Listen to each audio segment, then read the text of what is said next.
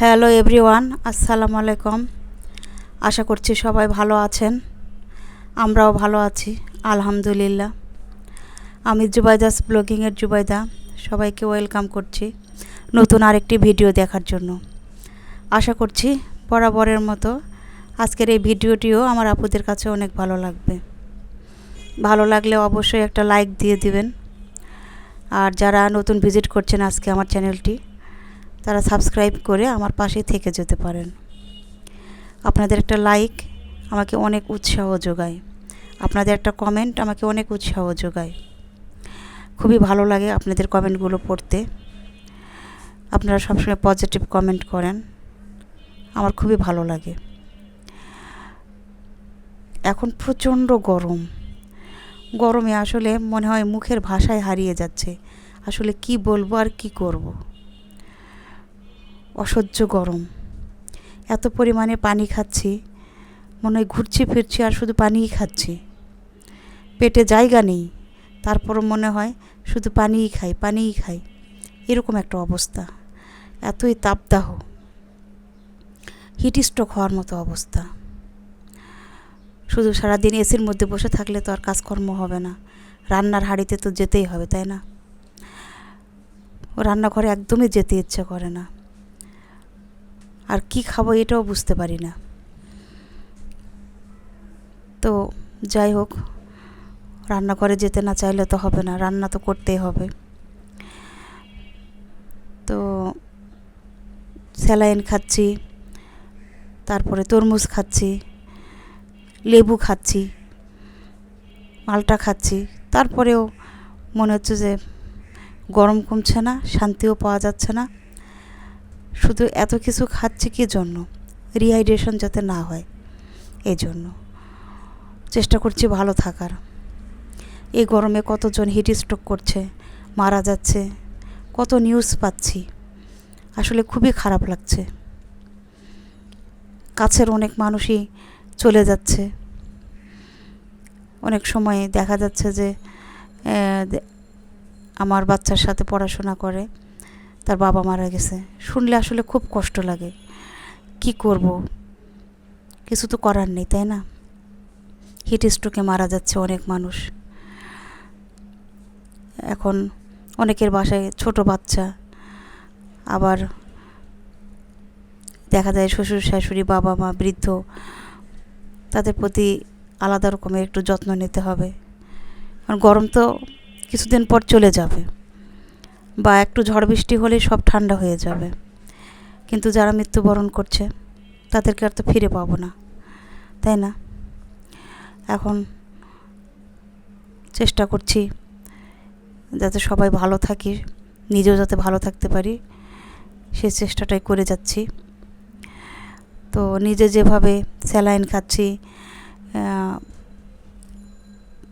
বিভিন্ন রকমের ফ্রুটস খাচ্ছি, তো সবাইকে দেওয়ার চেষ্টা করছি যে তোমরাও খাও। আর কাঁচা আম পাওয়া যাচ্ছে, কাঁচা আমের জুস বানাচ্ছি। এগুলো প্রতিনিয়তই চলছে। তো খাওয়া দাওয়া করে ওগুলো ভালোভাবে খাচ্ছি, কিন্তু তারপরেও গরম কাটছে না। সারাদিন মানে এত গরম বলার বাহিরে। তো রান্নাঘরে চলে এসেছি, রান্না করছি। তো ভাবলাম কি রান্না করব। মাছের মাথা দিয়ে ডাল রান্না করি, মিক্সড ডাল। তো মাছের মাথা দিয়ে মিক্সড ডাল রান্না করার জন্য আমি সব গোটা মশলা, পেঁয়াজ, কাঁচামরিচ এগুলো দিয়ে আগে মশলাটা ভালোভাবে কষিয়ে নিয়েছি। তারপরে আদা রসুনের পেস্ট দিয়েছি, জিরার গুঁড়া, ধনিয়ার গুঁড়া এগুলো দিয়েছি, দিয়ে টমেটো দিয়েছি। আমাদের বাসায় কাঁচা টমেটোটা সালাদ কেউ খেতে চায় না, আমি শুধু খাই। তো সবসময় আমি তরকারিতে টমেটো দিই, খেতে ভালো লাগে, কালারটাও খুব ভালো আসে। তো টমেটো দিয়েছি, দেখেন কত সুন্দর টুকটুকে কালার এসেছে। তো ভালো করে ডালটা দিলাম, দিয়ে কষিয়ে নিলাম। মাছের মাথাগুলো ভেজে রেখেছি। আমি কাঁচা মাছ অবশ্য ব্যবহার করি না, কাঁচা মাছটা আমাদের বাসায় কেউ খেতে চায় না। তো আমি সবসময় মাছ হলুদ লবণ দিয়ে ভেজেই রান্না করি। তো মাছের মাথা দুটো আমি হলুদ লবণ দিয়ে সুন্দর করে ভেজে আলাদাভাবে ভেজে নিয়েছি। তো এখন মশলাগুলো কষিয়ে নিচ্ছি। নেওয়ার পরে ডাল দিয়ে কষালাম। কষানোর পরে এখন আবার বাঁধাকপি দিয়েছি, ফ্রিজে বাঁধাকপি ছিল, তো বাঁধাকপি দিয়ে ভালো করে কষিয়ে নিচ্ছি। তো বাঁধাকপি না দিলেও কিন্তু স্বাদের হেরফের হবে না। অনেকে একরকম ডাল দিয়ে, শুধু মুগ ডাল দিয়ে বা ছোলার ডাল দিয়েই ঘন্ট করে থাকেন, এক একজন এক এক প্রসেসে। কিন্তু আমার কাছে মিক্সড ডাল ছিল।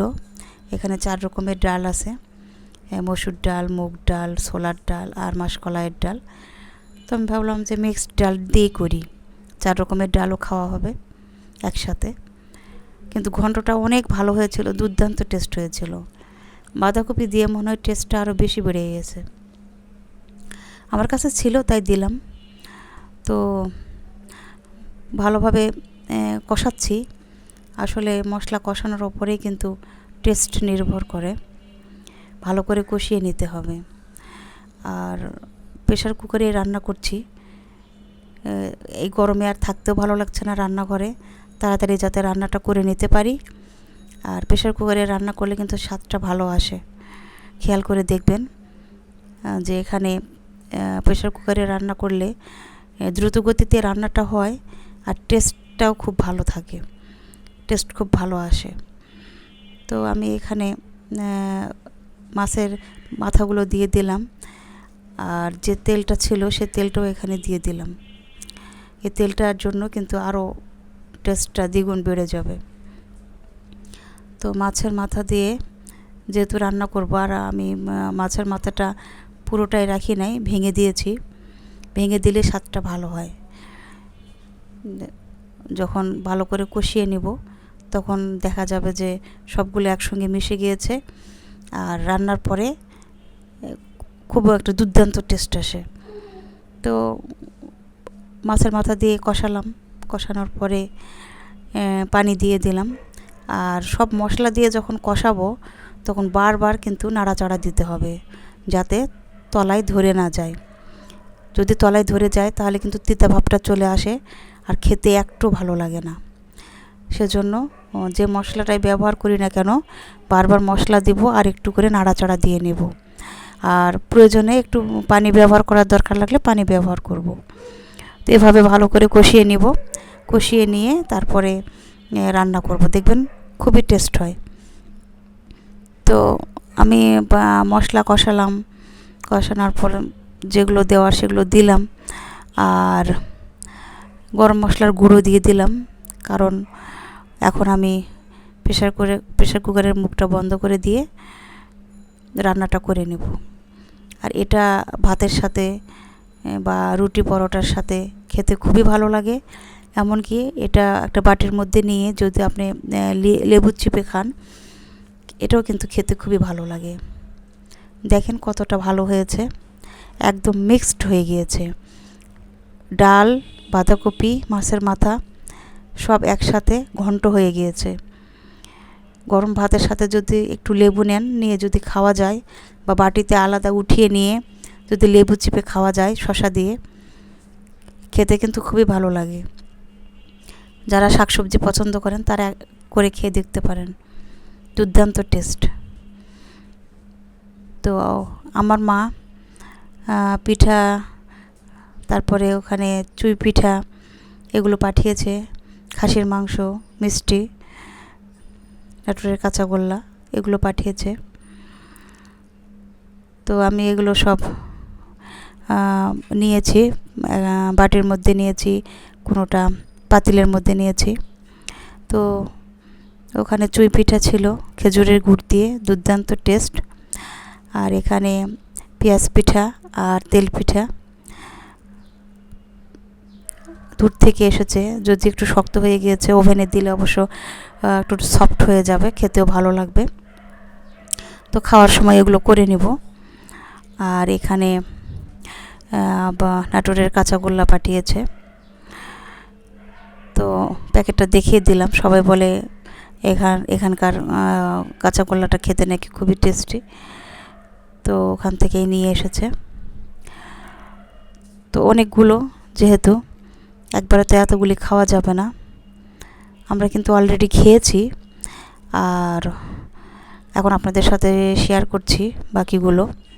তো আমি এখানে একটা টিফিন বাটির মধ্যে আর কি, বক্সের মধ্যে কিছুটা উঠিয়ে নিচ্ছি, যে সকালে নাস্তার সঙ্গে খাওয়া যাবে বা অন্য সময় খেতে ইচ্ছা হলে খাওয়া যাবে। তো উঠিয়ে নিয়েছি, আর বাকিটা আমি ডিপ ফ্রিজের মধ্যে রেখে দিব। যখন দরকার লাগবে তখন বের করে নেব, কারণ নর্মাল ফ্রিজে রাখলে তো এটা নষ্ট হয়ে যাবে, আর একবারে এতগুলো খাওয়াও সম্ভব না। তো আমি ওভাবেই ডিপের মধ্যে রেখে দিলাম, আর যেটা বাইরে রেখেছিলাম ওটা নর্মাল ফ্রিজে রেখে দিয়েছি। খাসির মাংস পাঠিয়ে দিয়েছে রান্না করে, আর মায়ের হাতের খাসির রান্না খুবই টেস্ট, খাসির মাংস খুবই ভালো, সব রান্নাই ভালো। তো একটা মাংস দেখেই অন্য একটা খাওয়ার প্রতি মানে টেস্ট আসছে মুখে, দেখলেই খেতে ইচ্ছা করে, কারণ আমার মায়ের হাতের রান্না খুবই ভালো, খুবই টেস্টি। তো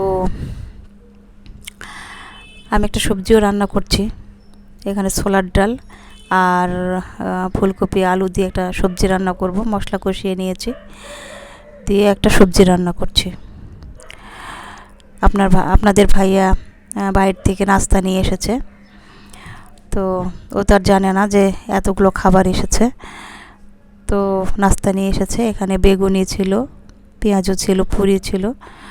তো পেঁয়াজও আমি খুবই পছন্দ করি, এর জন্য আমার জন্য পেঁয়াজও নিয়ে এসেছে। আর রাতের বেলা দেখা যায় ওরকমভাবে পাওয়া যায় না, যা পেয়েছে তাই নিয়ে এসেছে। তো এগুলো আমরা খেয়ে নিলাম। তো যাই হোক, সবাই ভালো থাকবেন। এই গরমে আমরা সবাই ভালো থাকি, সুস্থ থাকি, আর বেশি বেশি ফল ফ্রুটস খাই, পানি জাতীয় খাবারগুলো বেশি খাই, স্যালাইন খাই। সবাই ভালো থাকি। আসসালামু আলাইকুম।